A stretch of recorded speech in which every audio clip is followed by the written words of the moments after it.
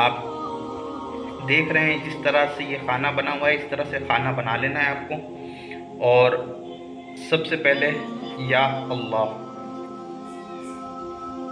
या अल्लाह तरतीब को याद रखना है जिस तरतीब से मैं लिख रहा हूँ।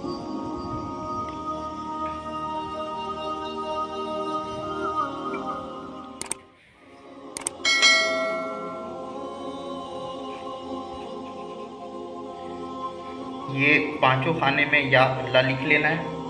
उसके बाद जिब्राइल, मीकाइल,